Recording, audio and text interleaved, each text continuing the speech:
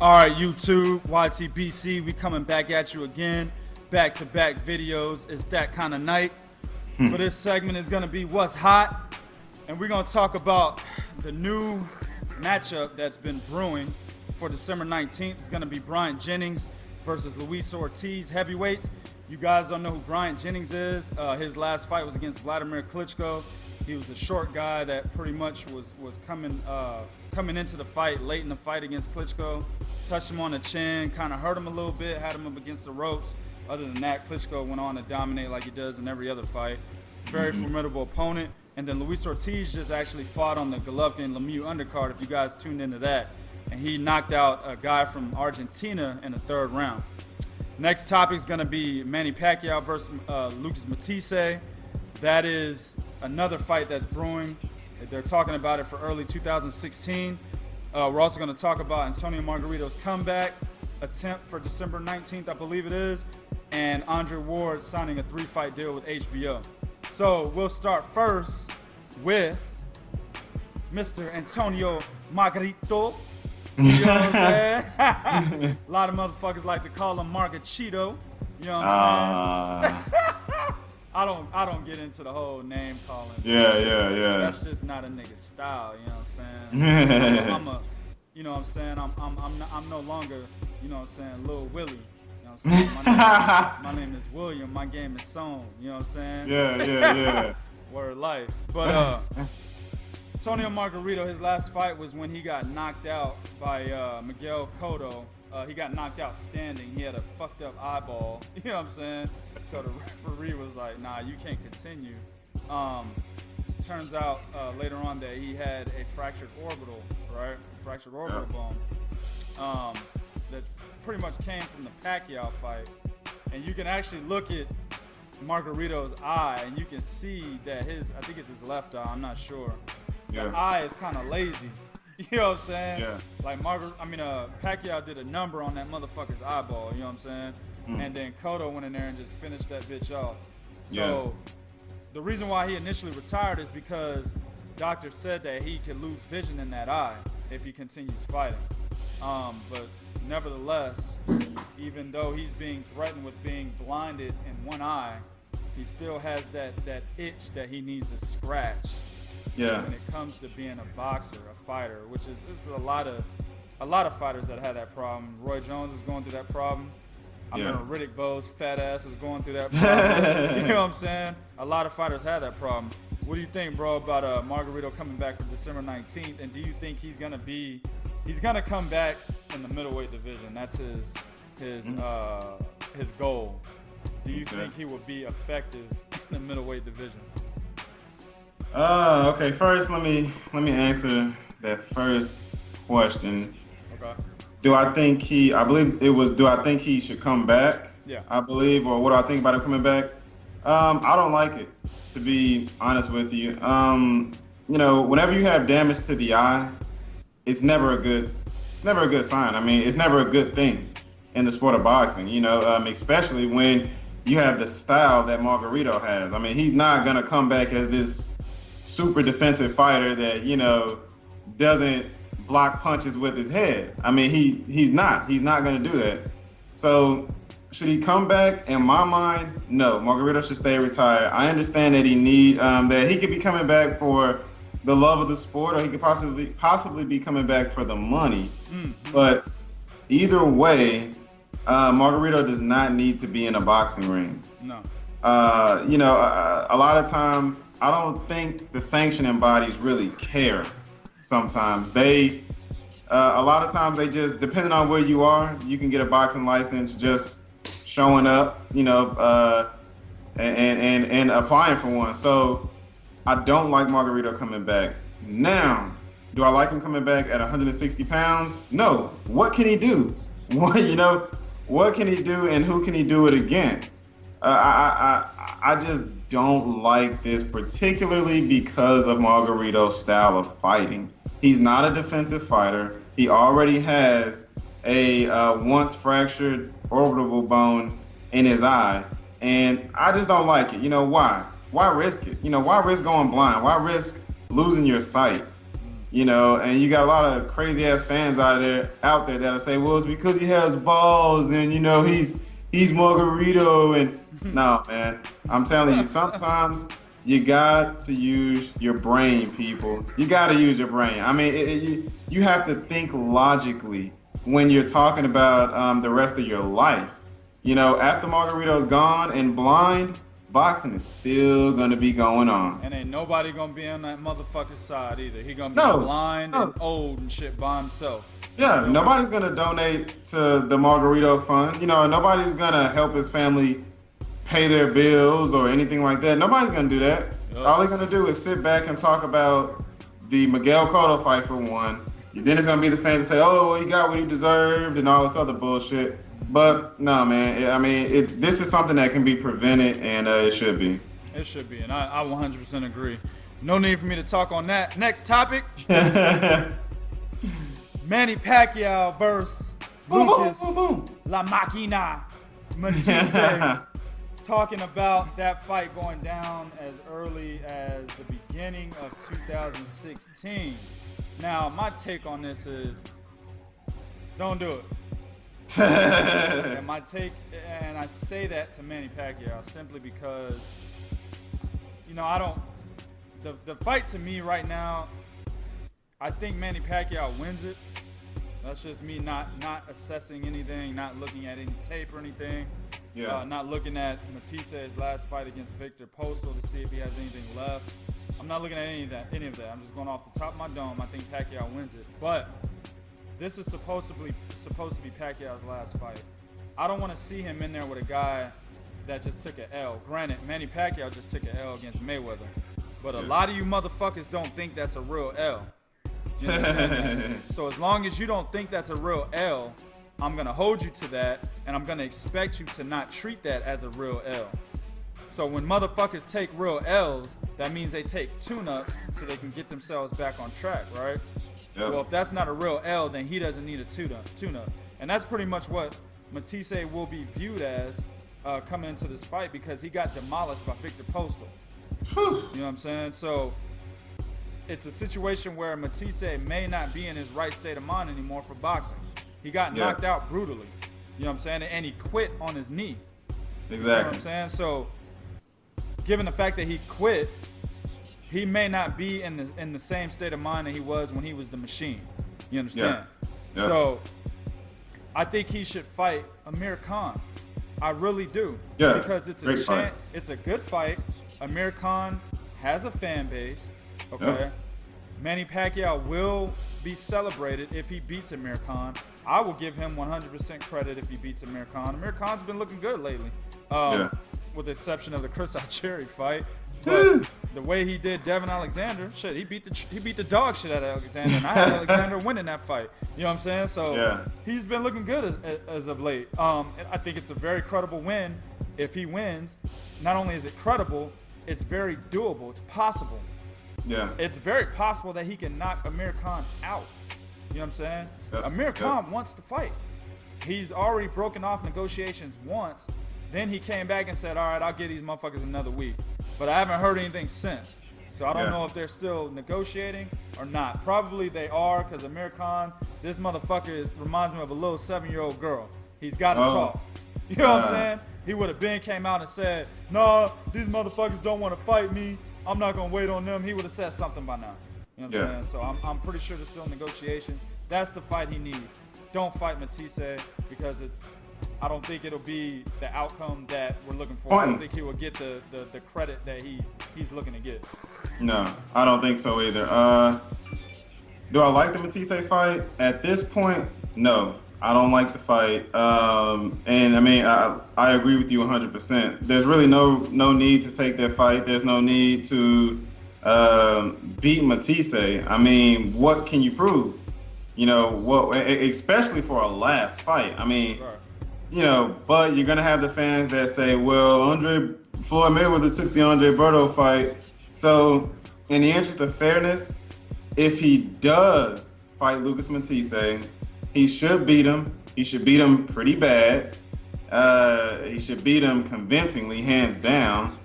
But in regards to Lucas Matthysse, he kind of reminds me of the end of the Terminator 1 movie because they call him the Machine.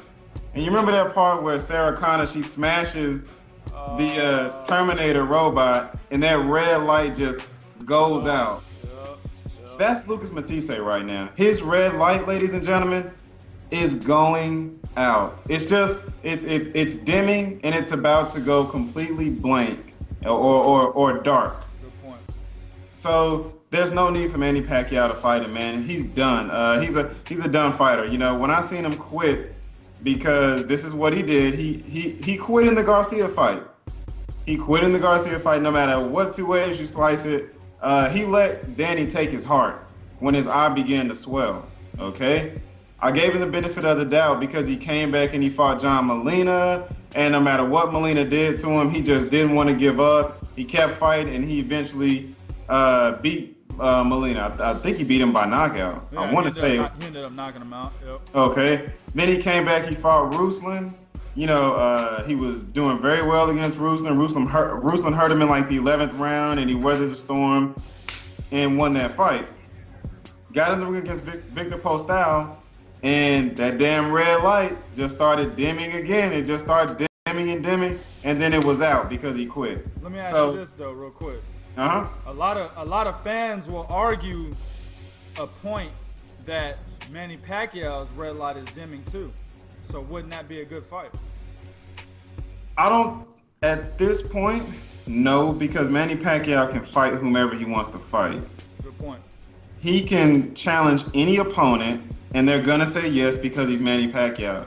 If Manny Pacquiao wants to go out with a bang, he can go out with the bang. Lucas Matthysse doesn't have the same option. I mean, he basically at this point probably has to take what they give him. So, just nah. You know, I could pretty much smash that point. You know, Manny Pacquiao lost to the best fighter in the world. He lost to Floyd Mayweather. Lucas Matthysse lost to a guy that a lot of people thought he was gonna beat. Yep. You know, so it's they both are coming off L's, but it's two different kind of L's. To play devil's advocate on what you said about, well, I'm not really playing devil's advocate. I'm actually would be arguing with the fans on this point. A lot of people will say that Manny Pacquiao should take this fight because it's okay since Mayweather took the Berto fight. Well, the difference here is that Berto can't beat Floyd Mayweather on any planet, any day of the week. You know what I'm saying? Andre Berto will beat Floyd Mayweather on the 13th month and the 32nd day. You know what I'm saying? Yep, That's when Andre Berto beats Floyd Mayweather. I'm putting my money on. You know what I'm saying? so, but the Manny Pacquiao Matthysse fight, it's not that clear cut. It's not. Man, you know, 2K, before the post-out fight, I would have definitely agreed. Okay. After the fight, I'm sorry, man. It's that damn red light, man. It's out. I'm with you. Yeah, I feel you on that. My thing is Pacquiao's style, not very defensive. We didn't see Lucas Matthysse's boxing ability because he was being outboxed by a masterclass boxer. So his boxing ability is still there. Yeah. And I think that he will land punches on Manny Pacquiao. That would be the problem. And Manny Pacquiao's been knocked out twice already. Oh yeah, absolutely. That's a good point. My to counter that, the only problem is Manny Pacquiao landing punches on him. Yeah. And his face starting to swell. Yeah. Or, you know, he gets caught with a good shot and he just reacts to it differently. I mean, if a guy quit once, if he quit twice, he'll quit again. Good fucking point. Next topic. So we got Bryant Jennings. Bye-bye. Versus King Kong Luis Ortiz, December 19th. That's a big motherfucking matchup, dog. Oh, yeah. I love this fight, man. And you know what? I feel bad. You know what, dog? I need to do what Debo told the fat kid on I Got the Hookup when he asked him, when he tried to sell him a cell phone. Slap yourself. Yeah, you know what I'm saying? Is your money good? Oh. slap yourself. He said, Porter, I need to do that right now, B. Because I talk about all these different heavyweights, but I never fucking mention Luis Ortiz. Yeah. A Cuban heavyweight that has a Cuban style of boxing. Yeah. I don't mention him. That's my bad. Me neither. No, that's same here. Yeah, this is a good fight. I think Bryant Jennings is a hell of a fighter. I think he's one of the best heavyweights in the division, even though he got outclassed by Vladimir Klitschko. I am still one of the guys that believe that he gives Deontay Wilder problems if those two fight. You know what I'm saying? Very good fighter. Top five in the division, in my opinion, as far as heavyweights. I think Luis Ortiz is too big. Okay. Luis Ortiz has a good jab.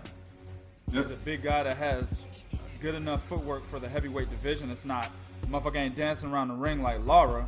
Yeah. But he has good enough footwork for the heavyweight division. Yeah. And he has a smashing ass. I think he's a southpaw. Yeah, it's a left hand. Southpaw. Yep. On top of that, he has a smashing ass left hook. Yes, okay. sir. So the Argentine that he was fighting on the undercard of the Golovkin-Lemieux fight, he hit this motherfucker, right? Yep. The Argentine got knocked back up against the ropes, and he bounced off the ropes and came back forward. Luis Ortiz was waiting on that motherfucker, had that right hook cocked and loaded. This is the punch. The Argentine is here, bounced off the ropes, came right into that bitch. Night. You know what I'm saying? Beautifully timed punch. Yep. And then on top of that, when he did it, he stepped to the side. So he let the Argentine fall. You know what I'm saying? You don't see heavyweights do that lateral movement No, much. Only not at one all. that I've seen so far doing that type of shit is Deontay Wilder in his last fight against Johan Duhaupas. You know what I'm saying? So this is a tough fight for Bryant Jennings. I will not give my prediction just yet. Yeah. We will do a prediction video on this fight. Yep. I think it's a very tough fight. Yes. I think whoever wins this fight deserves an immediate title shot. Yeah. Whether or not they get it, that's another story, but they deserve an immediate title shot. What do you think, B? I think it's a great fight.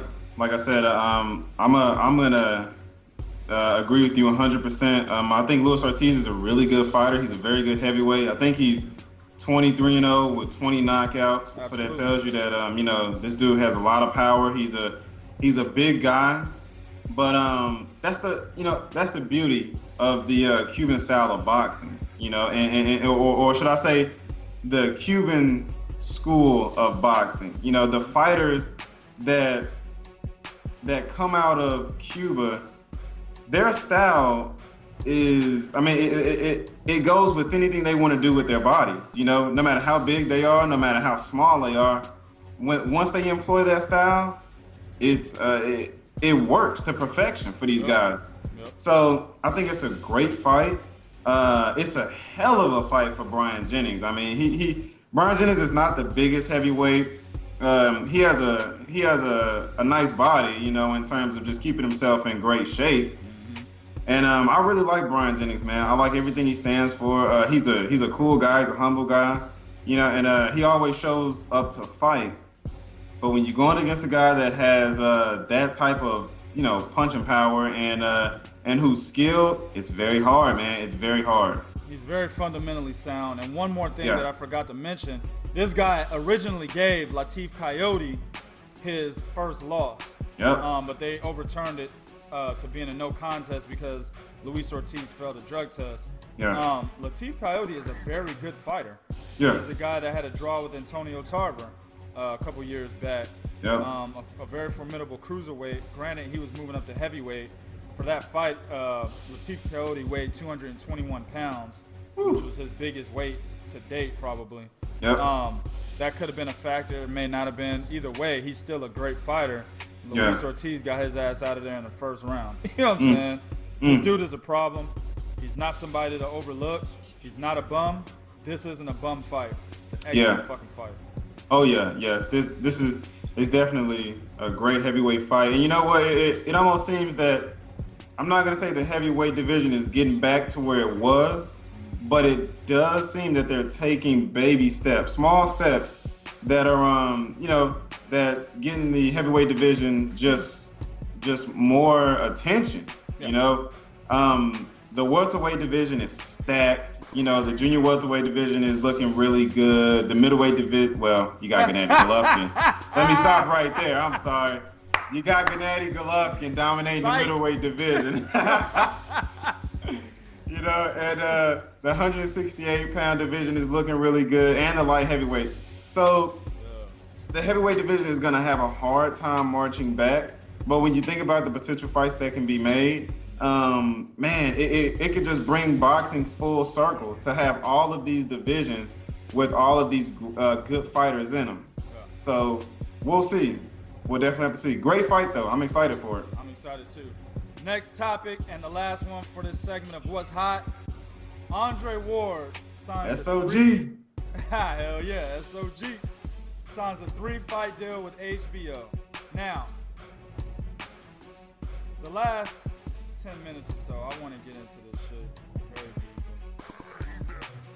RIP to the casuals real quick. For our little listeners, like my man Tupac said and shit. You know what I'm saying? Yep. These dumb motherfuckers don't understand what's really going on here, dog. Sad. See, I can understand if Andre Ward signed a 3-fight deal with HBO and all of his fights were TBD, to be decided, or TBA, to be announced, or any other fucking acronym that you want to use to describe the fact that we don't know who his opponents are going to be, right? Yeah. But we do know. Yep. We know who the third guy is going to be, right? Sergey Kovalev. Sergey motherfucking Kovalev. Right? So, why are you guys giving him flack for picking Rohan Murdoch, a guy from Australia? I'll admit, I don't know the motherfucker. Will admit, he don't know the motherfucker. We don't know the motherfucker. We don't know the motherfucker. You know what I'm saying? We also didn't know who Nobuhiro Ishida is. I won't go that way. I won't go that route, dog. No. I'll leave Triple G out of this. Anyway. Yeah, exactly. Point is, dog. Point is, dog, right? Andre Ward has basically told us he's fighting Sergey Kovalev. He's not the only one. Kathy Duva has came out and given an interview with Behind the Gloves, right? Yeah. Given an interview with them and said, we are currently in negotiations for a mega showdown between Andre Ward and my fighter Sergey Kovalev to be put on the bill late 2016, right? Yep. Kathy Duva is Sergey Kovalev's promoter. If the promoter is telling you motherfuckers that they are currently in negotiations, that tells you why the 3-fight deal was signed. Exactly. The third fight is against Sergey Kovalev. So who gives a fuck who he's fighting for the first two? Matter of fact, y'all should want this nigga to fight Peanuts for the first two so we can see the mega showdown, niggas. Exactly. What the fuck is wrong with y'all? Y'all are arguing over the dumbest shit in the fucking world. Anything to discredit, a great fighter. Anything to discredit a great fighter, man. I mean, it's outrageous, B. Like, yeah. Fuck it, I'm bringing them back in this shit. Gennady Golovkin is not prominence of any motherfucking fighters in the top 10 pound for pound rankings, okay? No. Andre Ward is fighting Rohan Murdoch and whoever else as his second fight to get him ready to fight the most dominant guy in boxing. Golovkin is not the most dominant guy in boxing. Okay? No. Kovalev is the most dominant guy in boxing. Why? Because he beat 2 A-level fighters back to back. And one of the A-level fighters is a certified fucking Hall of Famer. I don't care how old he is, he was still beating young, hungry lions who were current champions at the time. He was beating these motherfuckers and making them look stupid at that. And then he steps in the ring with Kovalev and gets fucking demolished. And then right behind that, he fights another guy who was dominating the division at the same time Kovalev was, and Jean Pascal. Okay? He beat Chad Dawson. He had a draw with Bernard Hopkins. He lost his second fight. Then he went on to dominate Lucian Butte. This motherfucker was dominant. He's an A-level fighter in the heavyweight division. Light heavyweight division. Light heavyweight, yep. Right. Yep. And Kovalev beat his ass. And he will be beating his ass again in January. You know what I'm saying? He's beaten 2 A-level fighters. This is the most dominant guy in boxing besides Vladimir Klitschko right now. Okay? Yeah. And Andre Ward is not only going to fight this guy at the end of 2016, he's going to his fucking weight class. Yep. And he's going to his fucking weight class off of a 2-year layoff from shoulder surgery. Yeah. Come on. You know what I'm saying? This motherfucker should get 0 backlash. No, he shouldn't. Okay. He shouldn't get any backlash at all. 0 backlash. Oh, but Golovkin just had a pay-per-view, right? Yep. And he's looking at his next opponent to be garbage-ass Toriano Johnson in February. He's going backwards. Come on, people. Exactly. He's not even in any current negotiations with any top 10 pound-for-pound fighter. He's not even in current negotiations with any top 10 pound-for-pound fighter in his motherfucking division. Yeah. He keeps mentioning 2 guys that don't want to fight him, Cotto and Canelo. They have already came out and publicly said they are not looking to fight him. They are not interested right now. Yeah. Cotto said that in so many words. Hey, you're not going to make me fight this guy. I fight whoever the fuck I want to fight. That means, hey, I ain't interested. Exactly. De La Hoya came out recently and said, yeah, you know, Golovkin looks good. Canelo will probably outbox him. You know, one day we got to make the matchup. This motherfucker said one day. Yeah. That means not recently. Yeah. You not know, in the recent future. You know what I'm saying? Exactly. Then in another article, he said he'd probably be looking to match Canelo up with Golovkin probably in 2017. Wow. These guys do not want to fight Golovkin. So Tom Loeffler, Abel Sanchez, K2 Promotions, and Golovkin need to stop mentioning Cotto and Canelo. Those are not possible matchups at this time. Yep. So you take those 2 guys off the grid, okay? Mm-hmm. He's looking at possibly getting the winner of Jacobs and Peter Quillen. Not top 10 pound-for-pound guys in his division. Okay? Yep. They might be. I haven't checked that one yet. Yeah. YouTube, correct me if I'm wrong, YouTube. If either one of them are top 10 in the middleweight division pound-for-pound, they might be. They should be. Yeah. Peter Quillen. I want to say they are, because there ain't nobody else in the fucking division. There's nobody else. Daniel Gill might be. Shit. Anyway. Yeah. But he's not currently in negotiation with those guys. And granted, it's not his fault, right? Peter Quillen's a pussy. He don't want to fight him. Okay? I really don't want to see Golovkin fight Daniel Jacobs. He got knocked out by Dmitry Pirog like 3 years ago. Yeah. Dmitry Pirog is, you know, he's retired due to back injuries. He couldn't fight anymore. Yeah. Right? So when that happened, I don't want to see Daniel Jacobs and Golovkin. Daniel Jacobs got knocked down by a guy whose knockout percentage is 21%, and Sergio Mora in his last fight. I don't want to see him in there with Golovkin. Yeah, I want to see Golovkin in there with a fucking formidable challenge. Yeah. These 2 are not formidable challenges. And then his third option, or his second option, is Toriano Johnson. It'll probably be that.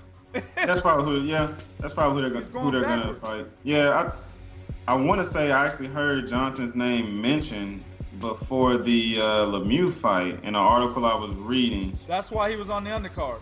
Yeah. Okay. I'm almost certain I heard that name before the Lemieux fight, so that would make perfect sense, you know.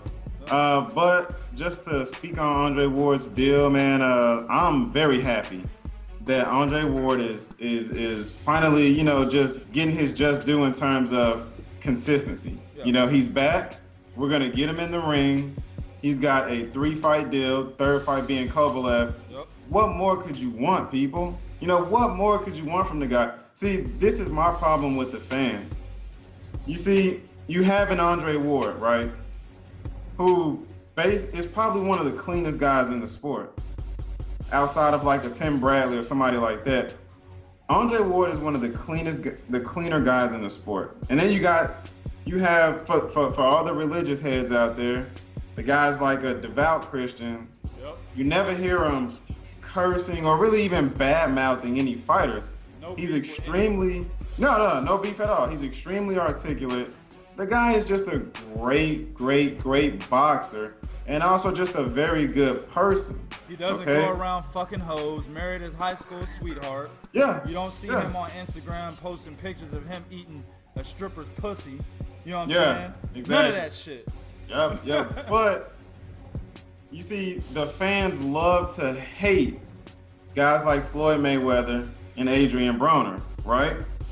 But when you give them somebody to love, they hate this guy as well. Now, that leads me to say it's not the personalities that they hate. You know what time it is.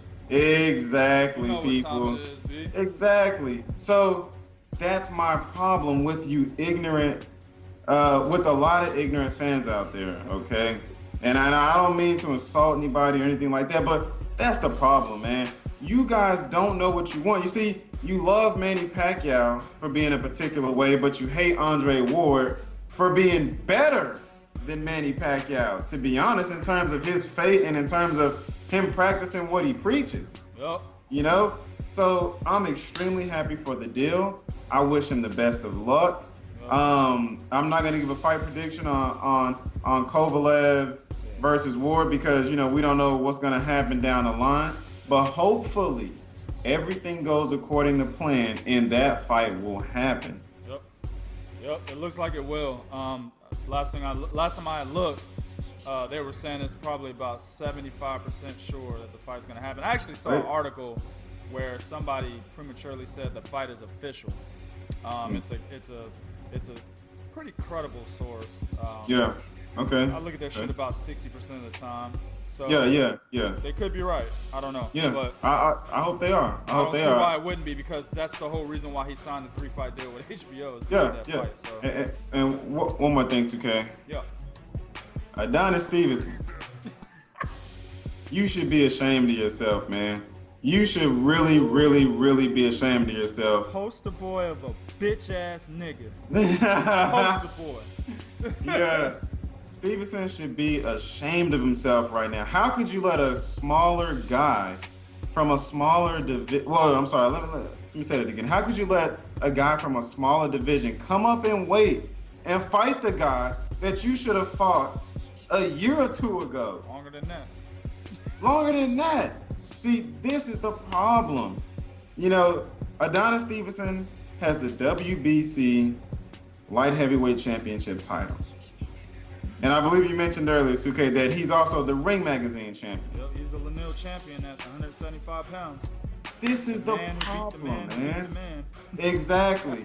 Adonis Stevenson should feel absolutely ashamed of himself, man. You're fighting Tommy Caprenzi and all of these, you know, fighters like that, but you got a guy from a smaller weight division saying, hey, you know what? Give me Kovalev. I don't care. I don't want to talk about none of this other shit. I don't want to talk about, well, this is my advisor and blah, blah, blah, blah, and all of that. And I'm the A side. He's the B. No, you got a guy that's saying, sign the contract right now. I'll fight him. What more could you want? My hat goes off to SOG, man. Also, Sergey Kovalev, I got to give him credit too, man, because the dude will fight anybody. I love Kovalev. I think he's a great fighter. I'm just amped up to see this fight. I really am. It reminds me of Rocky IV. Ivan Drago, Sergey Kovalev versus Rocky Balboa, Andre Ward, but a better version of Rocky Balboa. Yeah. Oh, 10 times more skilled fighter. Exactly. Yeah. But just the type of fight that it could be, man. Russia versus, or Russia versus the U.S. A gold medalist who represented the United States in the Olympics. So, man, this is going to be an awesome fight. I'm excited for it. I hope everything goes according to plan and Ward stays winning. Yeah. You know, when Ward fights Kovalev, if he is to win that fight, there's no question about Andre Ward being the #1 pound-for-pound fighter in the world. Roman Martinez better enjoy that shit now. Straight up. And I concluded on that note. All right. Fans, do what you do in the comments section. Be real. This is real talk for real fans. 1.